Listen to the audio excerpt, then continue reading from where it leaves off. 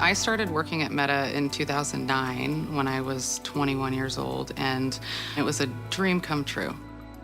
But all of that changed in 2022 when I started working at Horizon Worlds. Just as Jeffrey knew big tobacco secrets, Kelly Stonelake knows the inner workings of big tech. She worked on Meta's virtual reality platform, Horizon Worlds. Welcome to a place of limitless possibilities. It was pitched as the future of social media.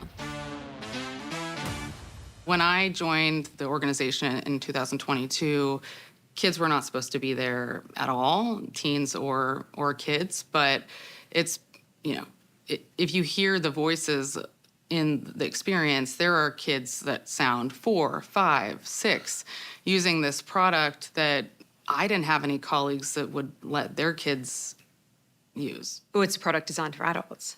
Exactly. Interestingly, even though there weren't supposed to be kids in the product, Sabrina! The plan was to bring them in officially, to expand to kids, to teens, to be able to compete with companies like Roblox. But that was based on the fact that we knew that kids were really interested in the product because they were using it.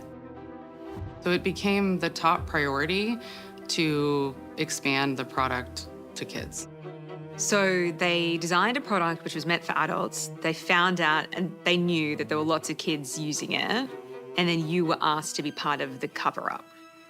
Exactly. I mean, I and everyone else working there was asked to not create any discoverable record that we had constructive knowledge that there were kids in the product. Meta understands that they are harming kids and isn't doing anything about it. In early 2025, Kelly launched a high-profile lawsuit against Meta, alleging a toxic workplace culture, sex discrimination, and sexual assault.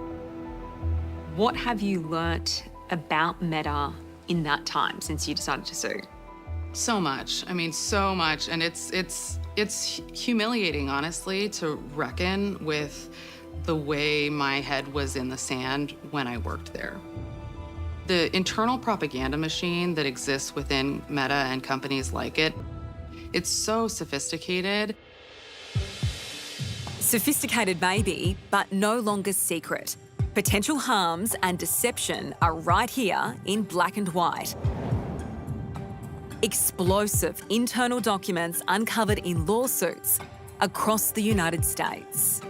So through the lawsuits, we've gotten access to millions of internal documents. There's all kinds of different documents that we're seeing and a lot of damning stuff in there. And conversations that Meta employees thought were never going to see the light of day. For sure. I mean, Definitely not. What do you think are some of the most damning? Definitely a conversation around the ages of kids on the platform. Meta says you should be 13 plus to use Instagram, but then when you dive into it, they have no way of enforcing it or making sure that they're keeping under 13s off of it. Hey, Nick. Hey, Mark. Hope I'm not interrupting. You got a sec? I always have time for you. What's going on? In this 2019 email, Meta's former head of global affairs, Nick Clegg, wrote to Mark Zuckerberg saying the company's unenforced age limitations made it difficult to claim we're doing all we can. The unsealed documents show very clearly that kids under the age of 13 are a priority for Meta. They also show that kids over the age of 13 are a priority. And Mark gets up and says, well, we don't allow those under 13, in our product. And it's like, okay, but you know that they're there. You've actually conducted research on them, and we can see that. In an email from 2017, an employee writes to a colleague, "Oh, good. We're going after under 13-year-olds now?" The colleague responds, "Zuck has been talking about that for a while." The first employee replies, "Yeah, it was gross the last time he mentioned it."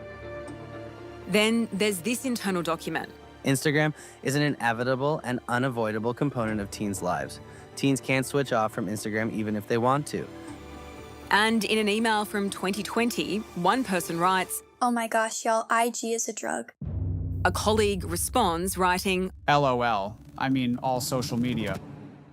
We're basically pushers. We saw the same thing when Instagram CEO Adam Mosseri testified. He and Mark Zuckerberg said engagement isn't the priority, time spent isn't the priority. But we all got to see unsealed evidence that showed an Adam Mosseri's own self-review talking about getting people to spend on average 2 more minutes on Instagram, right? And that being an important goalpost for him. So, I think people are pretty wise and know when the bag's over their head, and that's what's happening here. Do you think the more documents that are released, the less invincible that someone like Mark Zuckerberg may feel? Hopefully. Yeah. Yeah, I mean, I don't know what else we need to see at this point. It's pretty bad.